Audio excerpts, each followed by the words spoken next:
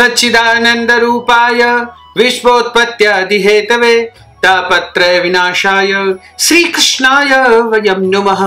कृष्णाय वासुदेवाय हरये परमात्मने प्रणतः क्लेशनाशाय गोविंदाय नमो नमः। वसुदेव सुतं देवं कंसचाणूरमर्दनं देवकी परमानंदं कृष्णं वंदे जगद्गुरुं।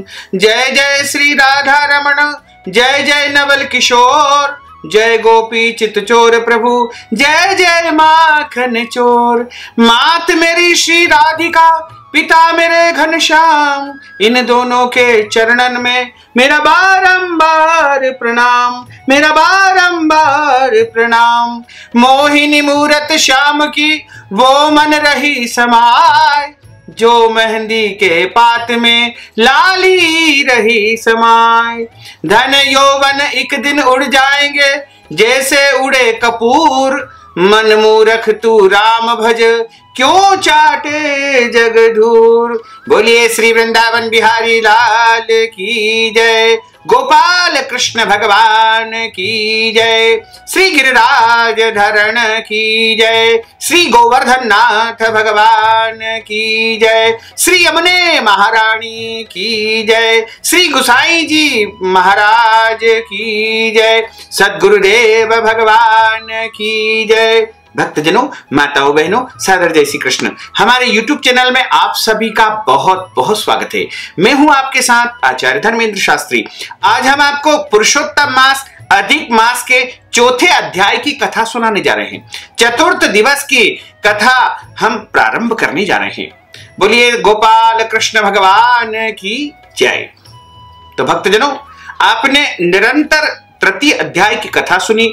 उसके बाद जो आगे की कथा आती है उसमें जो नारद जी और नारायण का जो संवाद चल रहा है, उनके संवाद में श्री नारायण बोले कि हे नारद, भगवान पुरुषोत्तम के आगे जो शुभ वचन अधिमास ने कहे वह लोगों के कल्याण की इच्छा से हम कहते हैं, सुनो। अधिमास बोला कि हे नाथ, हे कृपानिधे, हे हरि, मेरे से जो बलवान है उन्होंने यह मलमास ऐसा कह करके मुझे दीन को अपनी श्रेणी से निकाल दिया है। ऐसे यहां आए हुए मेरी आप रक्षा क्यों नहीं करते हैं? अपने स्वामी देवता वाले मासादिकों द्वारा शुभ कार्य में वर्जित मुझ स्वामी रहित को देखते ही आपकी दयालुता कहां चली गई है? आज यह कठोरता कैसे आ गई है? हे भगवान, कंस रूप अग्नि से जलती हुई वसुदेव की स्त्री देवकी की रक्षा जैसे आपने की, वैसे ही हे दीन वत्सल, आप मुझ शरण में आए हुए शरणागत की आप रक्षा क्यों नहीं करते हैं? पहले द्रुपद राजा की कन्या द्रौपदी की दुशासन के दुख जैसे कठोर दुखों से आपने रक्षा की, वैसे ही है दीन दयाला, आप कृपा मुझ पर करिए। मैं आपकी शरणागत आया हूं और मेरी रक्षा आप क्यों नहीं कर रहे हैं? श्री यमुना जी में कालिया नाग के विष से गौ चराने वाले तथा पशुओं की आपने जैसे रक्षा की, वैसे ही है दीन वत्सल, कहिए मुझ शरण में आए कि आज रक्षा कैसे नहीं करते हैं? पशु और पक्षियों को पालन करने वाले पशु पालकों की स्त्रियों की आप रक्षा करते हैं और आप समस्त जागत के संसार के पालनहार है। हे शरणागत, हे दीन वत्सल, आप जो है सभी प्राणियों की रक्षा करते हैं और सभी शरणागत आए हुए की आप रक्षा करते हैं। पशु और पशुओं को पालने वालों एवं पशुपालकों की स्त्रियों की जैसे पहले ब्रज में सरपतक के वन में आग लगी हुई थी, उसी प्रकार उस अग्नि से आपने रक्षा की, वैसे ही है दीन वत्सल, कहिए मुझ शरण में आए हुए कि आज रक्षा आप क्यों नहीं कर रहे हैं?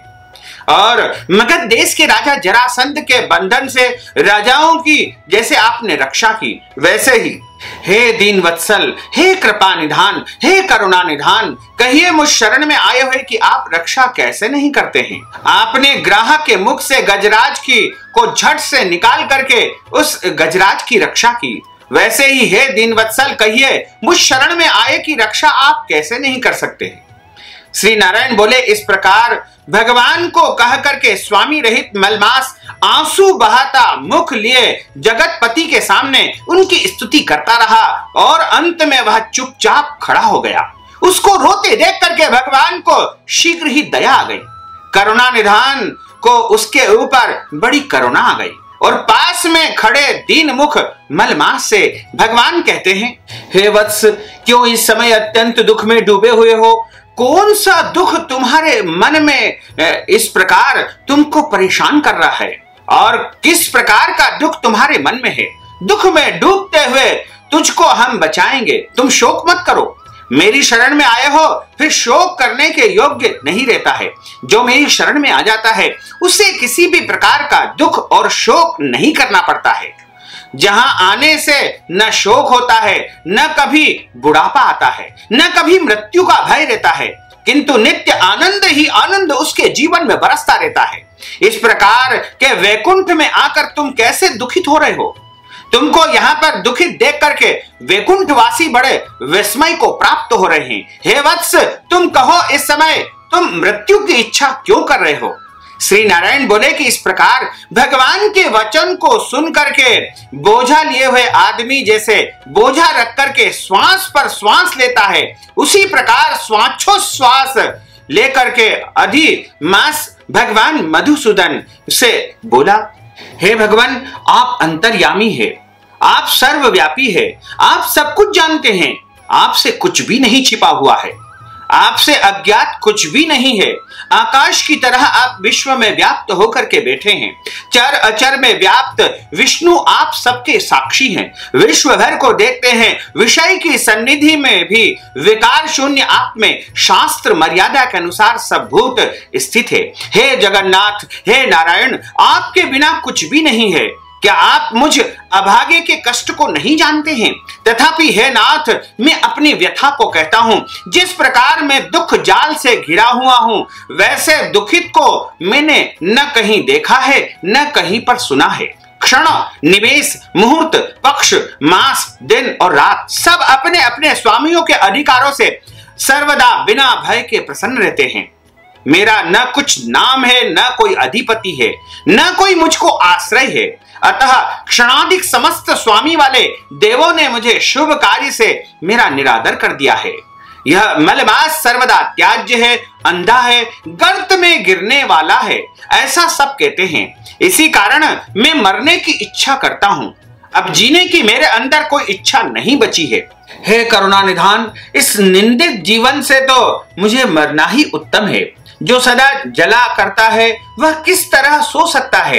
हे महाराज, इससे अधिक मुझको और कुछ नहीं कहना है। वेदों में आपकी इस तरह प्रसिद्धि है कि पुरुषोत्तम आप परोपकार प्रिय है और दूसरों के दुख को सहन नहीं करते हैं। अब आप अपना धर्म समझ करके जैसी इच्छा हो वैसा ही करें। आप प्रभु और महान है। आपके सामने मुझ जैसे पामर को घड़ी घड़ी कुछ कहते रहना उचित नहीं है। मैं मरूंगा, मैं मरूंगा, मैं अब न जीऊंगा, ऐसा पुनः पुनः कह करके वह अधिक मास हे ब्रह्मा के पुत्र चुप हो गया और एकाएक श्री विष्णु के निकट गिर गया। तब इस प्रकार गिरते हुए मलमास को देख करके भगवान की सभा में सभी जो लोग उपस्थित थे वो बड़े विस्मय को प्राप्त हो गए। श्रीमन नारायण बोले कि हे नारद जी, इस प्रकार कह करके चुप हुए अधिमास के प्रति बहुत कृपा भार से अवसन्न हुए भगवान श्री कृष्ण मेघ के समान गंभीर वाणी से चंद्रमा की किरणों की तरह उसे शांत करते हुए बोले। सूत जी महाराज कहते हैं कि हे विप्रो, वेद रूप रिद्धि के आश्रित नारायण का पापों के समूह रूप समुद्र को शोषण करने वाला बड़वानल अग्नि से समान वचन सुनकर के प्रसन्न हुए नारद मुनि पुनः आदि पुरुष के वचनों को सुनने की इच्छा से इस प्रकार कहते हैं। इस प्रकार चतुर्थ अध्याय की कथा का यहाँ पर समापन होता है। इति श्री बृहन्नारदीय पुराणे पुरुषोत्तम मास महात्म्ये चतुर्थ पुष्प श्री कृष्णार्पणमस्तु। बोलिए श्री कृष्णचंद्र भगवान की जय। अच्युतम केशवम राम नारायणम कृष्ण दामोदरम वासुदेवम हरे श्रीधरम माधवम गोपिका वल्लभम श्री जानकी नायकम श्री रामचंद्रम भजे जानकी मनोहरम सर्वलोक नायकम श्री शंकरादि सेवितम पुण्य नाम कीर्तनम श्री राम राम राम राम राम नाम तायकम राम कृष्ण वासुदेव भक्ति मुक्तिदायकम राम कृष्ण वासुदेव भक्ति मुक्तिदायकम राम कृष्ण वासुदेव भक्ति मुक्तिदायकम। बोलिए श्री वृंदावन बिहारी लाल की जय, गोपाल कृष्ण भगवान की जय, श्री लक्ष्मी नारायण भगवान की जय, श्री गिरिराज धरण की जय, श्री यमुने महारानी की जय, श्री गुसाई जी महाराज की जय, सद्गुरुदेव भगवान की जय। भक्तजनों, माताओं बहनों, हमने जो आपको अधिक मास की यह ज्ञानवर्धक कथा सुनाई है, इसके निमित्त यदि आप द्रव्य दक्षिणा प्रदान करना चाहते हैं तो आप अवश्य ही दे सकते हैं। और दक्षिणा को रोक करके नहीं रखना चाहिए। जो दक्षिणा हमने संकल्प में रखी है या फिर हम जिस दक्षिणा को देने का सोच रहे हैं वो रखना नहीं चाहिए, क्योंकि दक्षिणा रखने से वह एक रात्रिम द्विगुणम दद्यात्, एक रात्रि भी यदि ब्राह्मण के निमित्त हमारे घर में दक्षिणा हम रख लेते हैं तो 2 गुना हमको देना पड़ती है। इसलिए दक्षिणा को कभी भी रोक करके नहीं रखना चाहिए। तुरंत दान महाकल्याण, तुरंत ही जो भी अपने से बने उस प्रकार दक्षिणा हमको प्रदान कर देना चाहिए। तो भक्तजनों, माताओं बहनों, हमने जो ज्ञानवर्धक कथा आपको सुनाई है उसको आप अधिक से अधिक लोगों को शेयर करिएगा, लाइक करिएगा, कमेंट करिएगा। और यदि अभी तक आपने सब्सक्राइब नहीं किया तो अभी और इसी समय सब्सक्राइब अवश्य कर लीजिए। आपको और आपके पूरे परिवार को सादर जय श्री कृष्ण, सादर धन्यवाद।